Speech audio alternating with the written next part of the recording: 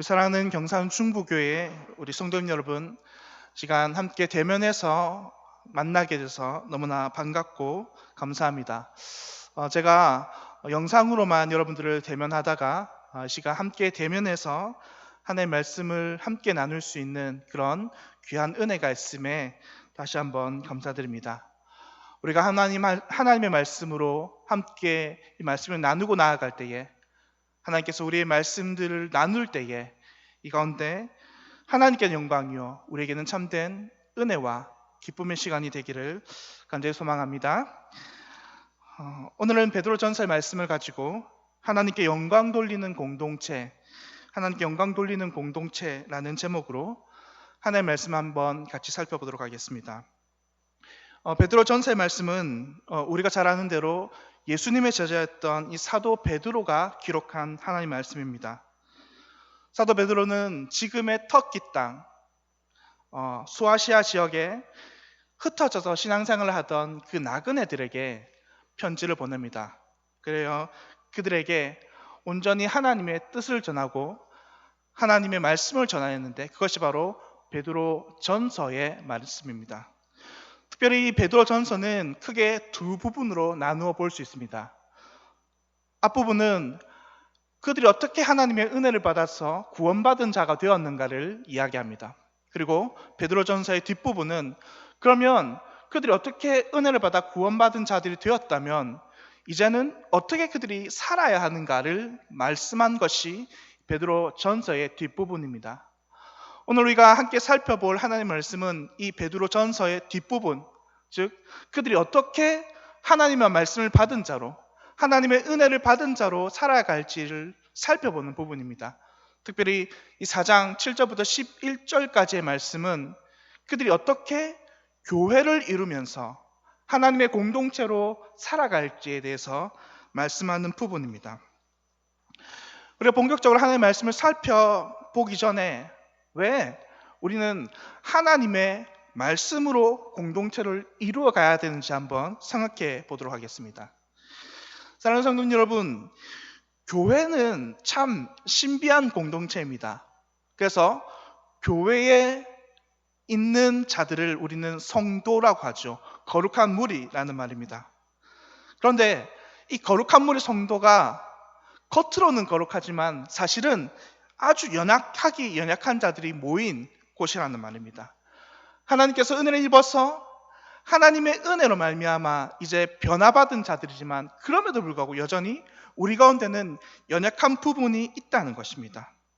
따라서 교회는 단 한순간도 이 연약한 자들이 모인 것이기 때문에 하나님의 은혜와 하나님의 말씀이 없으면 그 교회는 하나님 원하시는 방향이 아니라 사람들이 원하는 연약한 방향으로 나아갈 수밖에 없습니다.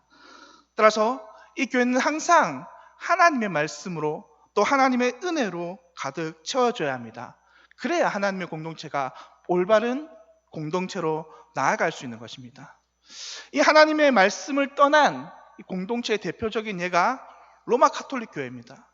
여러분, 로마 카톨릭 교회가 처음부터 하나님의 말씀을 떠났던 것은 아닙니다. 하지만 그들이 점점 사람인 교황을 하나님 말씀보다 더 위에 놓음으로 말미암아 하나님 말씀보다 교황의 말이 더 권위가 있다고 그들이 믿음으로 말미암아 그들이 올바른 하나님 말씀에서 떠났기 때문입니다.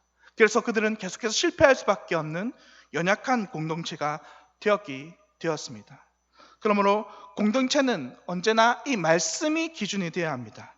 하나님의 말씀에 따라 교회를 세우고 하나님의 말씀에 따라 그 하나님이 원하시는 방향이 어디인지를 알아나갈 때에 진정으로 하나님을 기쁘시게 하는 이 공동체가 될 수 있는 것입니다. 우리 오늘은 그것을 오늘 본문에 근거해서 세 가지로 한번 살펴보고자 합니다. 먼저 첫째로 하나님께서 원하시는 공동체는 함께 기도하는 공동체입니다. 오늘 본문 7절의 말씀처럼 하나님께서 원하시는 공동체는 바로 기도하는 공동체입니다. 여러분, 기도가 무엇입니까? 기도는 우리의 마음의 소원을 하나님께 올려드리는 것이 물론 기도입니다. 하지만 이 기도에서 하나님께서 가장 궁극적으로 원하시는 것은 우리의 마음과 우리의 뜻이 하나님과 하나가 되는 것입니다. 우리가 처음 교회 나왔을 때 우리의 마음과 우리의 뜻은 어떻습니까? 오직 세상에 관한 것들이 우리의 기도의 전부였습니다. 세상의 복을 받고 세상에 있는 그 모든 것이 나의 소망이었고 소원이었습니다. 하지만 결국 교회 안에서 말씀을 듣고 하나님의 은혜로 말미암아 점점 변화되자 우리의 기도의 소원이 어떻게 변화되는 겁니까? 그것은 하나님이 무엇을 원하시는가? 내가 사랑하는 하나님이 과연 나에게 무엇을 원하시는가? 우리 공동체에 무엇을 원하시는가? 라고 점점 더 변화되는 것이 나의 기도입니다. 한마디로 말해서 기도란 하나님과 내 마음이 이신전심이 되어져가는 과정이라고 하는 것입니다. 이것은 예수님께서 제자들에게 기도를 가르칠 때도 마찬가지였습니다. 예수님께서 제자들에게 기도를 가르칠 때에 예수님 뭐라고 말씀하셨습니까? 예수님 먼저 그들의 뜻을 구하라고 말씀하지 않으셨습니다. 예수님께서는 주기도문에서 먼저 하늘의 뜻과 하늘의 뜻이 이 땅에 이루어질 것을 너희는 구하라 라고 가르치신 것입니다. 예수님의 제자들이 처음에 예수님의 제자가 된 이후 그들은 오합주졸이나 다름없었습니다. 그들은 하나님의 뜻과 예수님의 뜻과 상관없이 그저 자기가 높은 자리에 앉으려고 그것에 혈안이 되었던 자들입니다. 하지만 예수님께서는 그런 그들에게 기도가 무엇임을 통하여서 그들의 뜻과 하나님의 뜻이 하나가 되게 그들의 마음을 바꾸어 주셨던 것입니다. 이렇게 기도가 하나님의 마음을 깨닫고 하나님의 마음을 우리가 알아가는 과정이라면 이 공동체가 더욱더 하나님의 뜻이 무엇인지 기도함을 통하여서 분명하게 알아갈 수 있을 것입니다. 그런데 그런 의미에서 공동체가 기도하는 공동체가 된다면 그 공동체는 하나가 되는 공동체가 될 것입니다. 왜냐하면 서로 사람들의 마음은 다 다르기 때문입니다. 교회 나와서 어떤 사람들은 이것에 대해서 이렇게 말하고 어떤 사람들은 이 공동체가 이렇게 나아가야 된다고 말하지만 정작 하나님의 마음은 단 한 가지입니다. 도무지 사람들의 생각이 하나 될 수 없고 도무지 사람들의 생각이 좁혀질 수 없을 때 우리는 기도함을 통하여서 하나님의 뜻을 구하고 단 하나 있는 그 하나님의 뜻을 우리 공동체에 이뤄나갈 때에 우리 공동체가 사람의 뜻으로 세워지는 공동체, 사람의 뜻으로 세워져가는 교회가 아니라 진정으로 하나님의 말씀으로 하나님의 뜻으로 세워지는 교회가 될 것입니다. 그러므로 오늘 베드로 사도는 이들에게 너희는 먼저 기도하라 라고 말씀하는 것입니다. 하나님의 공동체는 하나님의 마음을 합하기 위해서 기도해야 하는 것입니다. 두 번째는 베드로가 말하기를 서로 뜨겁게 사랑하는 공동체가 되라고 말합니다. 그것이 오늘 본문 8절에서 나오는 말입니다. 오늘 본문 8절에서는 너희가 무엇보다도 서로 뜨겁게 사랑하라고 합니다. 그냥 사랑하라는 것이 아닌 하나의 형용사가 붙는 데가 바로 그것은 너희가 뜨겁게 사랑하라는 말입니다. 이 뜨겁게라는 말은 사람의 마음이나 사람의 사랑으로 사랑하는 것이 아닌 하나님의 사랑을 닮으라는 말입니다. 너희가 공동체 안에서 서로 사랑할 때에 그것이 너의 마음이 아니라 하나님의 마음으로 사랑하라는 것입니다. 왜 뜨겁게 하나님 마음으로 사랑하라고 베드로 사도는 말하고 있습니까? 이어지는 본문에서 그 이유를 밝히는데 그것은 그렇게 사랑할 때에 너희 안에 허다한 죄를 덮기 때문이라고 말합니다. 초대도 말씀드렸다시피 교회는 연약한 자들이 모이는 곳입니다.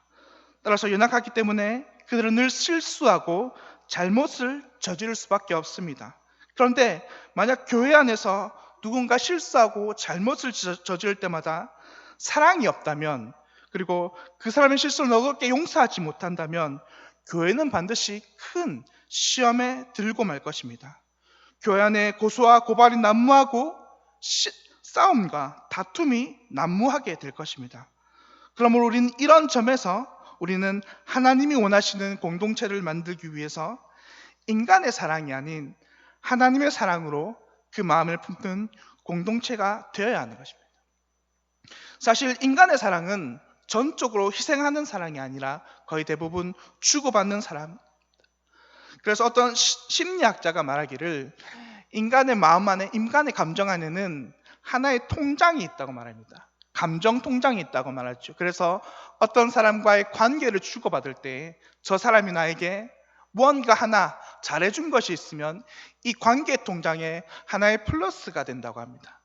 그런데 만약에 저 사람이 나에게 잘못한 것이 있으면 이 관계 통장에 마이너스가 된다고 합니다. 그래서 결국 이게 플러스 마이너스 되다가 결국 이것이 제로가 되고 0이 되면 그때부터 이들 사이는 심각한 갈등이 일어나는 사이가 된다고 합니다. 이렇듯 사람의 사이는 주고받는 관계입니다. 마치 우리네 경조사가 있으면 우리가 하나의 장부를 만들어서 누구는 얼마 줬고 누구는 얼마 줬고 기록하는 것 같습니다. 왜 경조사가 있으면 장부를 만들어서 이것을 기록합니까? 왜냐하면 내가 그것을 받았으니까 내가 다음에 저 사람이 경조사가 있으면 내가 그것을 주어야 하기 때문입니다. 얼마만큼이요? 내가 받은 만큼 줘야 하기 때문입니다. 이렇듯 인간의 사랑은 내가 받은 만큼 주는 것이 인간의 사랑입니다. 하지만 하나님의 사랑은 그렇지 않습니다. 인간의 사랑은 장부를 만들어서 사랑하는 사랑이라고 한다면 하나님의 사랑은 장부를 불태워버리는 것이 하나님의 사랑입니다. 사랑하는 성도님들, 만약 하나님께서 인간과 같이 만약 장부를 만들어서 너는 새벽기도 몇 번 왔고 너는 무슨 일을 잘했고 너는 무슨 뭐에 합당한 일을 했고 이런 것을 다 계수해서 만약 우리의 최후의 심판대 앞에 그 모든 것을 계수한 다음에 우리의 구원을 심판하신다고 한다면 과연 우리 가운데 누가 그 하나님의 거룩하신 심판대 앞에 설 수 있고 남을 수 있는 자가 어디 있겠습니까? 하지만 하나님의 사랑은 우리 인간들처럼 계수하는 사랑이 아닙니다.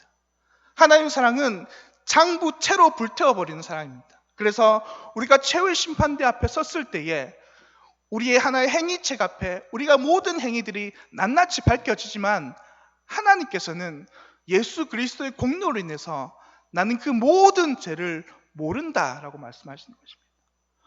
어느 것 하나 내가 하나님의 잘난 것 없고 드릴 것 없지만 하나님은 나의 모든 것을 다 불태워버리고 나의 모든 잘못을 다 불태워버리는 것입니다.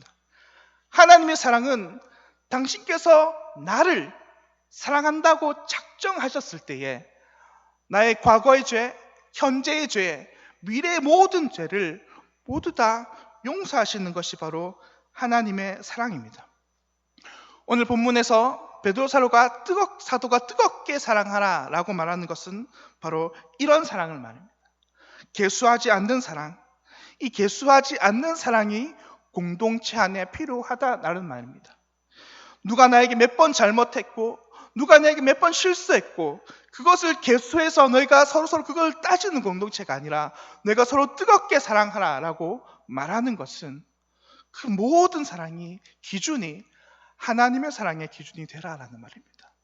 플러스 마이너스를 매기지 말고 예수 그리스도께서 우리를 위해서 모든 죄를 용서하셨듯이 너희는 너희 공동체, 너희 안에 있는 지체를 그렇게 뜨겁게 사랑하라, 모든 것을 사랑하라 라고 말씀하는 것입니다. 만약 우리가 그렇게 큰 사랑을 받았음에도 불구하고 남에게 잘못을 용서하지 않고 그들을 사랑하지 않는다라고 말한다면 우리는 어떻게 하나님의 사랑을 아는 자라고 말할 수 있겠습니까? 마지막으로 셋째는 오늘 본문 11절에 말씀하는 것처럼 봉사를 하려거든 사람의 힘이 아니라 오직 하나님의 힘으로 봉사하는 공동체가 되라고 말씀하십니다. 사람의 힘이 아닌 하나님의 힘으로 봉사하는 공동체가 되기 위한 두 가지 이유가 있습니다.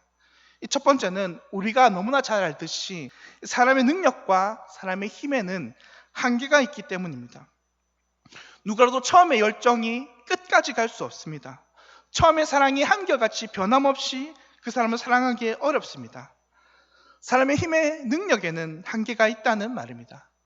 하지만 하나님이 공급하시는 힘으로 사랑하는 사람, 봉사하는 사람은 그 사람의 한계가 없습니다. 늘 끊임없이 채우시는 하나님의 은혜를 공급함으로 말미암아 그 힘으로 나아갈 때에 하나님은 무한히 우리에게 은혜 베풀어 주시고 무한히 공급하시는 분입니다. 왜냐하면 하나님이 무한하시고 하나님의 은혜가 무한하기 때문입니다. 우리가 하나님의 힘으로 서로 섬기며 봉사해야 하는 다른 두 번째 이유는 이 모든 봉사를 하고 난 이후에 이 모든 것으로 오직 하나님께만 영광 돌리기 위함입니다. 사실 우리가 하나님 나라와 하나님 공동체를 위해서 헌신할 수 있는 그 모든 조건과 이유는 우리의 공로에서 우리의 모든 것에 온 것이 아니라 오직 하나님의 은혜입니다. 하나님께서 내게 재능, 시간, 물질을 주셨기 때문에 우리는 이 모든 것을 가지고 헌신하고 봉사할 수 있습니다. 만약 하나님께서 내게 물질과 재능과 시간을 허락하지 않으셨다면 우리는 봉사를 하고 싶어도 봉사를 할 수 없을 것입니다. 그런데 우리가 이러한 사실을 망각하는 순간 그때에 하나님의 영광을 돌리는 것이 아닌 내 자신의 영광을 위해서 하는 봉사로 전락해버리고 말 것입니다. 만약 어떤 사람이 물질이 많아서 그 물질로 교회를 섬겼다고 가정해 봅시다. 그런데 만약 그 물질이 모두 하나님께서 자신에게 준 것이 아니라 자신의 힘으로 자신의 능력으로 얻은 것으로 생각하고 그 물질을 헌신하고 봉사했다면 그 사람은 반드시 교회 안에서 자기가 한 이 헌신과 노력에 대한 대가를 받으려 할 것입니다. 하지만 자신이 받은 모든 물질적인 복이 나의 헌신과 나의 노력이 아닌 하나님이 먼저 내게 주신 은혜라고 믿는 자들은 그런 물질을 내어놓고 봉사를 하여도 온전히 그것을 통하여서 자신의 영광이 아니라 하나님께 영광을 돌려드리게 될 것입니다. 단순히 물질에 따른 봉사만이 아닙니다. 자신의 재능과 달란트들을 내어놓는 이 봉사, 그리고 시간을 내어놓는 봉사들이 이와 같습니다. 재능과 달란트, 시간들이 모두 다 자신의 것들이 아니라 하나님께서 나왔다는 고백, 하나님께서 내게 주셨다는 그 고백을 가지고 온전히 서로 봉사한다면 그 봉사를 통해서 온전히 하나님께 영광 돌리는 그런 공동체가 만들어질 것입니다. 사랑하는 성도 여러분, 만약 지금 우리가 하나님께 봉사를 하고 있는 자들이 있다면 그것이 온전히 하나님의 힘으로 하는 그런 봉사가 되기를 바랍니다. 오늘 말씀을 마치려고 합니다. 하나님께서는 이 땅에 교회를 주시면서 그의 머리를 예수 그리스도가 되게 하셨습니다. 그리고 이 세상 가운데 하나님의 교회는 결코 사람들이나 세상의 뜻으로, 세상의 힘으로 움직이는 기관이 아니라 하나님의 뜻과 하나님의 말씀으로 세워지는 공동체가 되도록 하셨습니다. 그리고 그럴 때에 하나님의 교회는 하나님께 영광을 돌리고 하나님을 기쁘시게 하는 교회가 될 수 있습니다. 그러기 위해 오늘 세 가지 말씀을 드렸습니다. 첫째는 하나님께 기도하는 공동체가 되어야 합니다. 하나님께 기도할 때에 그 공동체는 온전히 자신들의 뜻이 아닌 하나님의 뜻으로 하나 되는 공동체, 하나님을 높이는 공동체, 하나님의 뜻을 알아가는 공동체가 될 것입니다. 둘째로 하나님의 공동체는 서로 뜨겁게 사랑하는 공동체가 되어야 합니다. 사람의 사랑이 아닌 하나님의 사랑으로, 자신이 받은 그 하나님의 사랑으로 서로를 뜨겁게 사랑할 때에 교회 안에 모든 다툼과 모든 싸움이 그칠 것이고 교회는 온전히 사랑이 넘칠 것입니다. 셋째로 하나님의 공동체는 하나님의 힘으로 서로 봉사하는 공동체가 되어야 할 것입니다.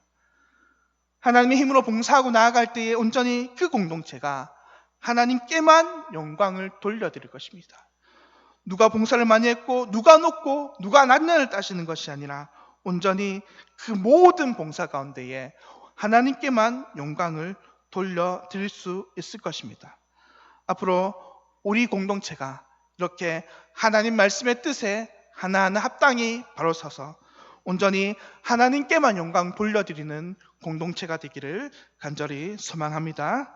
지금 함께 찬송 드리도록 하겠습니다.